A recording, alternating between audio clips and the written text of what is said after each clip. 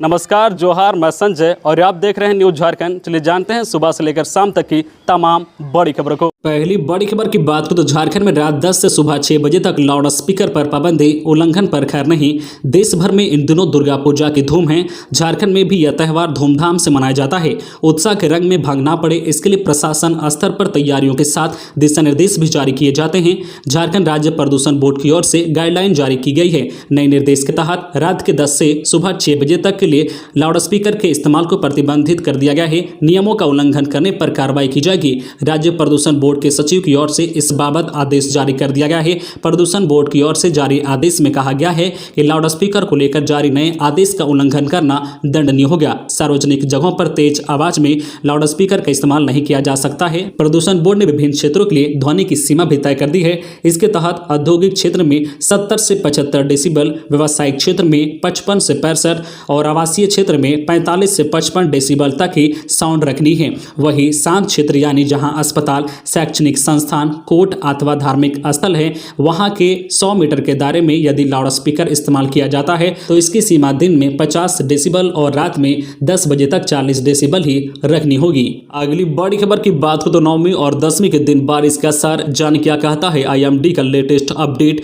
झारखंड में इन दिनों हर तरफ दुर्गा पूजा का त्यौहार धूमधाम से मनाया जा रहा है। इसी बीच मौसम विभाग ने बारिश को लेकर नया पूर्वानुमान जताया है। मौसम वैज्ञानिकों की माने तो नवरात्रि के 9वीं और 10वीं यानी 14 और 15 अक्टूबर के दिन हल्के से मध्यम दर्जे की बारिश हो सकती है। दरअसल उत्तरी अंडमान सागर क्षेत्र में मौसम में बदलाव हुआ है, जिसके प्रभाव से झारखंड में बारिश होने के आसार हैं। बता दें कि इस मानसून सीजन में झारखंड में जमकर बारिश हुई है। शुरुआती दौर में प्रदेश के कई हिस्सों में औसत से कम बारिश हुई थी, लेकिन बाद में लगातार मूसलाधार बारिश ने इन कमियों को पूरा किया है। रांची मौसम विज्ञान केंद्र के वैज्ञानिकों ने 13 अक्टूबर तक मौसम साफ रहने की बात कही है। वही 14 और 15 अक्टूबर को प्रदेश के मध्य, उत्तर पूर्वी और दक्षिण हिस्सों में हल्के से मध्यम दर्जे की बारिश होने की संभावना जताई गई है। इसके अलावा शनिवार और रविवार यानी 16 और 17 अक्टूबर को पूरे प्रदेश में गरज के साथ हल्की बारिश होने का पूर्वानुमान है। अगली बड़ी खबर की बात करें तो झारखंड हाईकोर्ट को एक और जज, झारखंड हाईकोर्ट को एक और नया जज मिला है। इलाहाबाद हाईकोर्ट के जस्टिस सुभाष चंद्र का तबादला झारखंड हाईकोर्ट किया गया है। राष्ट्रपति ने इनके तबादले की अधिसूचना जारी कर दी है और जस्टिस सुभाष को झारखंड हाईकोर्ट में योगदान देने को कहा गया है। सुभाष के जल्द योगदान देने की संभावना है। 2 दिन पूर्व झारखंड हाईकोर्ट में 4 नए जजों ने शपथ ली थी। अब झारखंड हाईकोर्ट में जजों की कुल संख्या 20 हो गई है, जबकि कुल स्वीकृत पद 25 है। अगली बड़ी खबर की बात हो तो शिकायतों पर त्वरित कार्रवाई, शाम में बिजली की कटौती, समस्या हो तो कंट्रोल रूम के नंबर पर करें शिकायत।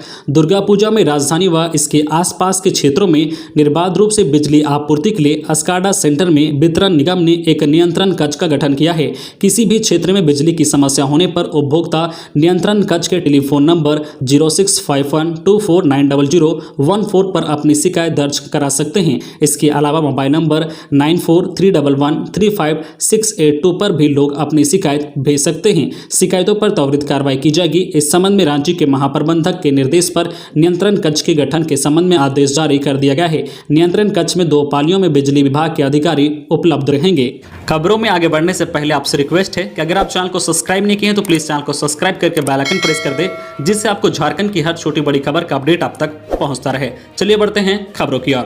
अगली बड़ी खबर की बात करें तो झुंड से बिछड़े हाथी ने मचाया कोहराम, 2 दिन में हजारीबाग में 5 को कुचला, इलाके में दहशत। झारखंड के हजारीबाग जिले में हाथियों के हमले से पूरे इलाके में दहशत का माहौल है। झुंड से बिछड़े हाथी ने 2 दिन के अंदर अलग अलग गांव के 3 पुरुष और 2 महिलाओं को कुचलकर मार डाला है, जबकि 2 लोगों को घायल कर दिया है। इस कारण ग्रामीणों में दहशत का माहौल है। वहीं वन विभाग के कर्मी जंगल के निकट के गाँव-गाँव घूमकर लोगों से सावधान रहने की अपील कर रहे हैं। इसके साथ ही उन्हें जानकारी दी जा रही है कि वे हाथी को नहीं चढ़े। वन विभाग के वनरक्षी के अनुसार यह हाथी अपने झुंड से बिछड़ गया है, जिस कारण वह लोगों पर जानलेवा हमला कर रहा है। यही वजह है कि उसने 5 लोगों को मार डाला है। कहा जाता है कि जब तक हाथी अपने झुंड व परिवार से नहीं मिलेगा तब तक वह लोगों पर जानलेवा हमला करता रहेगा। अगली बड़ी खबर की बात करें तो अलकतरा फैक्ट्री में लगी भीषण आग, लाखों रुपए का सामान जलकर खाक। झारखंड के गुमला से अग्निकांड की बड़ी खबर सामने आई है। यहाँ के एक अलकतरा फैक्ट्री में भीषण आग लगने से लाखों का सामान खाक हो गया है।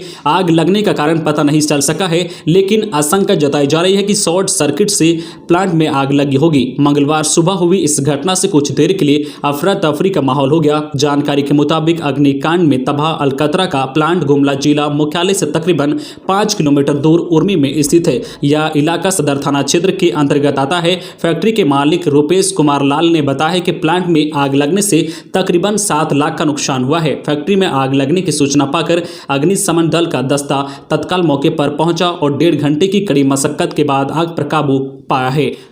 अगली बड़ी खबर की बात करें तो मोबाइल वैन से 1 लाख से अधिक लोगों को टीका लगाने वाला रांची राज्य का पहला जिला। कोरोना से बचाव के लिए रांची जिले में मोबाइल वैन से 1 लाख से अधिक लोगों को टीका लगाया गया है। इसके साथ ही मोबाइल वैन से टीका लगाने में पूरे राज्य में रांची पहला जिला बना है। 28 मई से रांची में मोबाइल वैन से टीकाकरण की शुरुआत की गई थी। सोमवार को आंकड़ा 1 लाख से अधिक हो गया है। जिले में 2 वैन से टीकाकरण की शुरुआत की गई थी। वर्तमान में 11 मोबाइल वैन से जिले के अलग अलग स्थानों पर टीका दिया जा रहा है।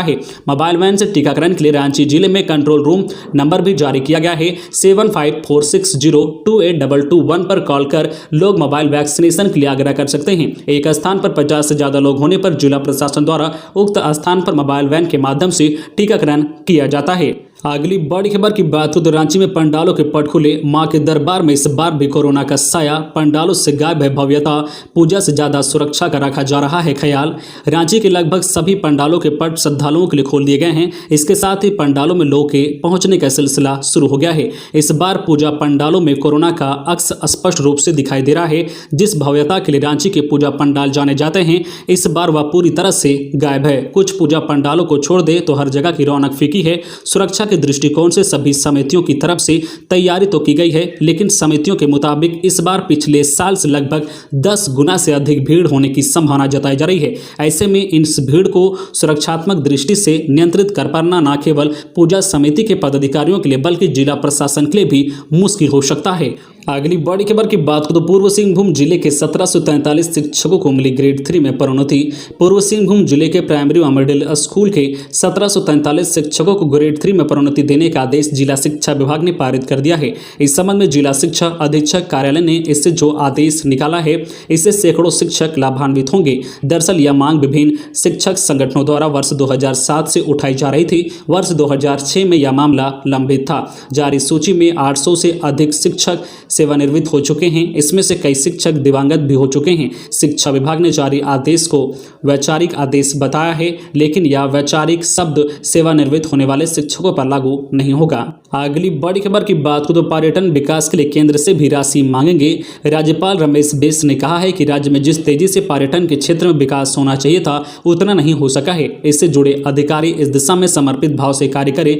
पर्यटन विकास के लिए राशि की चिंता न करें। आवश्यकता होगी तो वह स्वयं केंद्र सरकार से वार्ता कर पर्यटन के विकास के लिए राशि की मांग करेंगे। राज्यपाल श्री बैस कल राजभवन में पर्यटन, कला, संस्कृति, खेलकूद एवं युवा कार्य विभाग के अधिकारियों के साथ समीक्षा बैठक कर रहे थे। उन्होंने कहा कि जब तक झारखंड में हैं, इस राज्य के विकास के लिए प्रतिबद्ध है। श्री बैस ने कहा कि विदेशों में कृत्रिम प्रकृति के सृजन कर अच्छे पर्यटन की सुविधा विकसित कर पर्यटनों को आकर्षित कर रहे हैं। अगली बड़ी खबर की बात करें तो जिला 20 सूत्री समिति के अध्यक्ष बने मंत्री। जिला 20 सूत्री कार्यक्रम कार्यान्वयन समिति के अध्यक्ष के लिए राज्य के मंत्रियों को जिले का आवंटन किया गया है। मंत्रियों को 2 से 3 जिलों का 20 सूत्री कार्यक्रम कार्यान्वयन समिति का अध्यक्ष बनाया गया है। मंत्री आलमगीर आलम को साहिबगंज, गोड्डा और बोकारो का 20 सूत्री कार्यक्रम कार्यान्वयन समिति का अध्यक्ष बनाया गया है। वही डॉक्टर रामेश्वर उरांव को खुट्टी, सिमडेगा व गुमला का, चंपई सोरेन को दुमका, देवघर और जामताड़ा का, जोभा मांझी को पाकुड़, पलामू और लातेहार का और सत्यानंद भोक्ता को रामगढ़, लोहरदगा और हजारीबाग के 20 सूत्री का अध्यक्ष बनाया गया है। वही मंत्री बन्ना गुप्ता को धनबाद व सरायकेला खारसमा का, मंत्री बादल को गढ़वा, पश्चिमी सिंहभूम व मिथिलेश ठाकुर को चतरा, पूर्व सिंहभूम का हफीजुल हसन को कोडरमा व गिरिडीह का और शिक्षा मंत्री जगन्नाथ महतो को राज्य का 20 सूत्री कार्यक्रम कार्यान्वयन समिति का अध्यक्ष बनाया गया है। अगली बड़ी खबर की बात करें तो वेतन बढ़ाने के लिए हड़ताल पर बैठे नगर परिषद के 54 सफाई कर्मचारी। सड़कों पर फैला है कचरा। जमशेदपुर के जोगशलाई नगर परिषद के सफाई कर्मचारियों को सरकार से तय राशि वेतन में नहीं मिलती है। इससे 54 सफाई कर्मचारी मंगलवार सुबह नगर परिषद परिसर में हड़ताल की घोषणा कर धरना पर बैठ गए हैं, जिससे जोगशलाई नगर परिषद की सफाई व्यवस्था ठप हो गई है। क्षेत्र की लगभग सड़कों के किनारे कचरे का अंबार फैला है। सफाई कर्मचारियों की यूनियन के औरंगजेब ने उन्होंने कहा है कि नगर परिषद के कार्यपालक पदाधिकारी और सफाई संवेदक सरकारी नियमों का पालन नहीं करते हैं। इससे कर्मचारियों को प्रावधान के अनुरूप वेतन नहीं मिल पा रहा है। वेतन बढ़ाने की मांग पर सफाई कर्मचारियों ने हड़ताल किया है, जो वेतन नहीं बढ़ाने तक जारी रहेगी। उन्होंने कहा है कि वेतन के अलावा भी सफाई कर्मचारियों की कई समस्याएं हैं, लेकिन नगर परिषद का भी ध्यान नहीं देता है। तो ये थी आज की झारखंड की टॉप बड़ी खबरें। इसी तरह झारखंड की हर छोटी बड़ी खबर देखने के लिए आप हमारे चैनल न्यूज़ झारखंड चैनल को सब्सक्राइब करके बेल आइकन प्रेस कर दीजिए, जिससे आपको झारखंड की हर छोटी बड़ी खबर का अपडेट आप तक पहुंचता रहे। तो आज के लिए बस इतना ही, हमें दीजिए इजाजत, फिर मिलते हैं नेक्स्ट न्यूज में।